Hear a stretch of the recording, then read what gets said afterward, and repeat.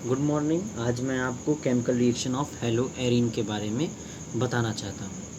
अब chemical reaction of hello arene, arene आपको hello arene की जब बात कही गई थी तो हेलो एरीन क्या होता है, तो कोई बेंजीन रिंग है, उस पर कोई हैलोजन कंपाउंड है तो इसे हेलो कहोगे, मतलब कि हैलोजन कंपाउंड। और ये जो रिंग है इसे आप क्या कहते हैं, एरीन कहते हैं। तो हेलो एरीन हो गया। अब यहाँ हम लोग ये रिंग है और इस रिंग पर हमको कुछ पॉसिबिलिटी ऑफ रिएक्शन करानी है। अब जैसे कि पहली रिएक्शन जो है क्लोरोबेंजीन की रिएक्शन है, और क्लोरोबेंजीन की रिएक्शन हम किसके साथ कराते हैं, हम बेस के साथ कराते हैं। बेस कौन सा, NaOH। और उसके साथ हम लोग क्या लेते हैं, 623 केल्विन लेते हैं और 300 डिग्री सेल्सियस। और दूसरा reagent H+ ion, ATM pressure 3 ATM pressure क्या मिलता है हमको, फिनॉल मिल जाता है। यहाँ OH लग जाता है, किसकी जगह, ये NaCl बन जाएगा बाई प्रोडक्ट, और यहाँ क्या लग जाता है, OH आयन लग जाता है। तो इससे बनने वाला प्रोडक्ट क्या होता है, फिनॉल। ये क्या है, क्लोरोबेंजीन, बेंजीन। लेकिन ये रिएक्शन कैसे हो रही है, बहुत ज़्यादा टेम्परेचर पे हो रही है, और उसके लिए हम लोग क्या लेना पड़ रहा है, 300 एटीएम प्रेशर लेना पड़ रहा है। अब इस रिएक्शन को और अच्छी बनाने के लिए, मतलब कि जल्दी करने के लिए, फिजिबल बनाने के लिए हम लोग क्या लेते हैं, क्लोरीन के साथ एक NO2 ग्रुप लेते हैं। NO2 ग्रुप क्या होता है, यहाँ हम लोग फर्स्ट प्रोसेस में क्या कर रहे हैं, NaOH, और उसके साथ 443 केल्विन है, 443 केल्विन है, तो यहाँ क्या हो जा रहा है, दूसरा क्या है, H+ आयन सेकेंड स्टेप में। तो यहाँ हमको क्या हुआ, टेम्परेचर की कम ज़रूरत, टेम्परेचर की क्या हुई है, इसके कंपैरिजन में यहाँ कम ज़रूरत पड़ी। क्यों कम ज़रूरत पड़ी, क्योंकि NO2 एक क्या है, विड्रॉइंग ग्रुप है। NO2 विड्रॉइंग ग्रुप है तो क्या होगी, Cl की रिएक्टिविटी को क्या कर देगा, बढ़ा देगा, क्योंकि इसके सारे इलेक्ट्रॉन खींच ले जाएगा। तो यहाँ क्या हो जाएगा, यहाँ पॉजिटिव चार्ज आने लगेगा। जब पॉजिटिव चार्ज यहाँ आने लगेगा, मतलब कि कमी आने लगेगी, कमी आने लगेगी तो OH आयन इससे अच्छे से अटैक करेगा, जल्दी अटैक करेगा। तो यहाँ जो होती है, यहाँ रिएक्शन जो होती है हाई टेम्परेचर पे ना होकर के किस पे हो सकती है, लो टेम्परेचर पर भी हो सकती है। तो क्या होगा, यहाँ बनने वाला प्रोडक्ट क्या होगा, फिनॉल होगा। लेकिन यहाँ जो नाइट्रोजन ग्रुप, तो ये नाइट्रो क्यों पहले कर दे रहा है, तो उसका रीज़न जो था कि NO2 जो है वो एक कैसा है, एक विदड्रॉइंग ग्रुप है। विदड्रॉइंग ग्रुप है तो क्या करेगा, ये विदड्रॉइंग ग्रुप जो होगा वो क्लोरीन की रिएक्टिविटी को क्या कर देगा, बढ़ा देगा।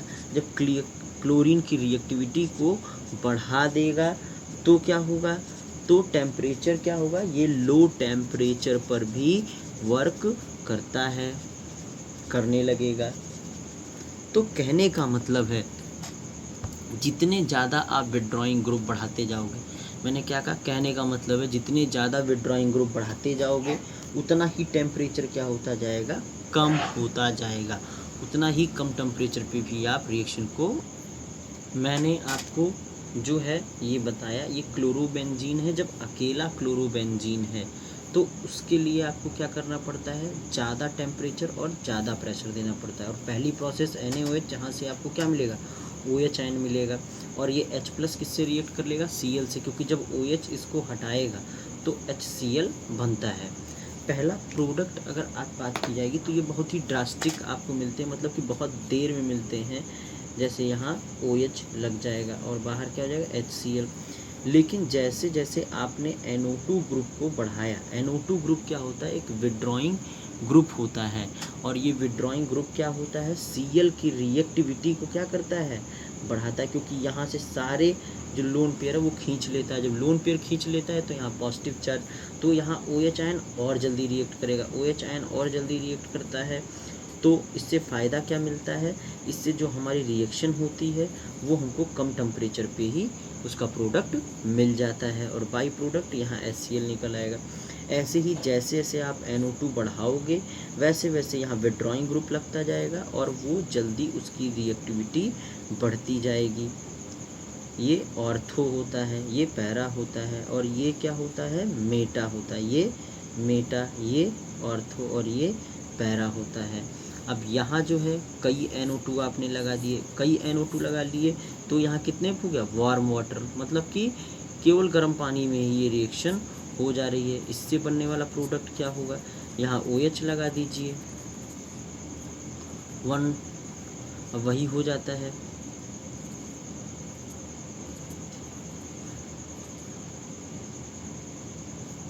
जहाँ जहाँ NO2 है वहाँ लगा दिए तो 1 2 3 4 5 6, तो यहाँ क्या हो जा रहा है 2 4 6 ट्राई नाइट्रोफिनॉल। अब आपसे पूछा जा सकता है, तो ये इजी हो जाएगा आपको रिमेम्बर करने में कि कैसे ये रिएक्शन होती हैं। तो कौन कहा जाएगा, जब क्लोरोबेंजीन अकेला होता है तो इतनी ज़्यादा टेम्परेचर की ज़रूरत होती है, लेकिन जब उसके साथ NO2 को लगा दिया जाता है तो ऐसा क्या होता है कि वो जल्दी जल्दी रिएक्शन को करने लगता है। तो आप अपने दिमाग में इससे ये कहोगे कि वो इसलिए इतनी जल्दी जल्दी रिएक्शन करने लगता है क्योंकि वहाँ NO2 एक विड्रॉइंग ग्रुप है जो उसकी रिएक्टिविटी को क्या कर देता है, इंक्रीज़ कर देता है। अब इसमें भी आपको हेलो एरिन में इलेक्ट्रोफिलिक सब्स्टिट्यूशन रिएक्शन होती हैं, फिलिक सब्स्टिट्यूशन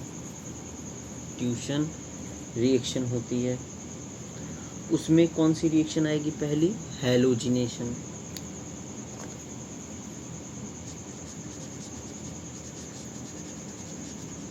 हैलोजिनेशन का मतलब जैसे कि क्लोरोबेंजीन है, क्लोरोबेंजीन के साथ Cl2 और क्या लेके आएंगे, एनहाइड्रस FeCl3। FeCl3 क्या होता है, क्लोरीन को जनरेट करता है। अब ये जो क्लोरीन है उसने क्या किए होंगे, उसने लोन पेयर देते हैं, मतलब ऑर्थो पैरा जगह पे 2 जगह जुड़ सकता है, लेकिन वो कहाँ जा कर के जुड़ेगा, जहाँ उसको कम रिपल्सन महसूस होगा, वो उसका प्रोडक्ट क्या होगा, मेजर प्रोडक्ट होगा। तो यहाँ इसका रिपल्सन ज़्यादा तो यहाँ प्रोडक्ट माइनर, और यहाँ रिपल्सन कम तो यहाँ प्रोडक्ट मेजर हो जाएगा।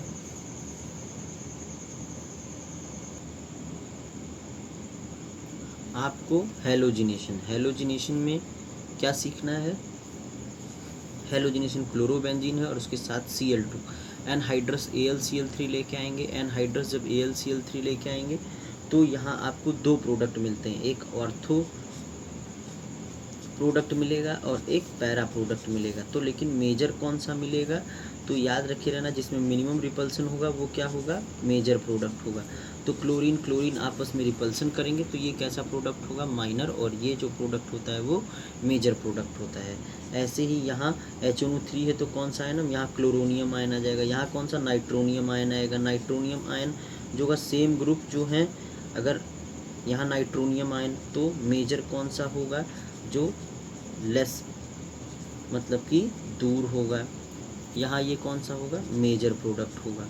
अब कंसनट्रेट H2SO4 सल्फोनियम SO3H सल्फोनियम आयन आता है। तो सल्फोनियम आयन कहाँ, या तो यहाँ जुड़ेगा या कहाँ जुड़ेगा, इसे आपने कौन सा, ऑर्थो, ये क्या है पैरा और ये क्या है मेटा, ऐसा हर जगह होता है तो ये ऑर्थो। और दूसरा प्रोडक्ट आपको कैसा मिल सकता है, पैरा पे मिल सकता है। मेजर कौन सा होगा, ये मेजर प्रोडक्ट होगा। अब फ्रीडल क्राफ्ट रिएक्शन में क्या होता है, फ्रीडल क्राफ्ट एल्काइलेशन भी होता है और फ्रीडल क्राफ्ट एसाइलेशन होता है। एनहाइड्रस AlCl3 के प्रेजेंस में कराते ताकि ये कंट्रोल्ड वे में हो। कंट्रोल्ड वे में मतलब कि यहाँ क्या जुड़ता है, एल्किल ग्रुप जा कर के जुड़ता है, ये पॉजिटिव और ये निगेटिव। एल्किल ग्रुप जा कर के क्या होता है, इसको ये क्लोरीन रहता है, यहाँ क्लोरीन रहेगा और यहाँ CH3 या तो आर्थो पे जुड़ेगा या पैरा, 2 जगह जुड़ता है। लेकिन मेजर कौन सा होता है, पैरा वाला मेजर होता है। ऐसे C2H5Cl, तो C2H5 क्या होगा, ऑर्थो पे भी जुड़ सकता है और पैरा पर भी जुड़ सकता है। तो 2 तरीके के यहाँ आपको प्रोडक्ट मिल सकते हैं। तो ये फ्रीडल क्राफ्ट एल्काइलेशन हो गया।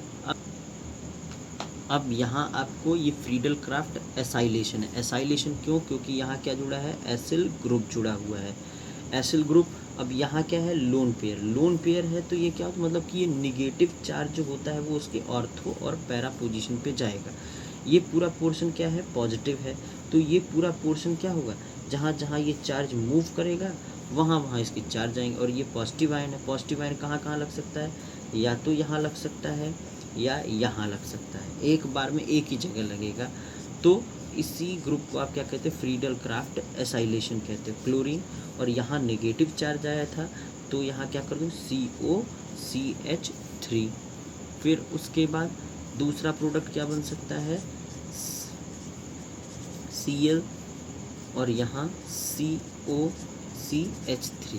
तो मेजर कौन सा होगा, जो लार्ज डिस्टेंस पे होगा वो मेजर प्रोडक्ट होगा। अब last reaction, reaction with metal. Reaction with metal में आपको पहले बता दिया वुड्स रिएक्शन। वुड्स रिएक्शन में क्या बताया, जितने कार्बन की एल्किल हैलाइड उतने ही कार्बन का क्या मिलेगा आपको, एल्केन मिलेगा। तो वुड्स फिटिंग के लिए भी वही सेम है।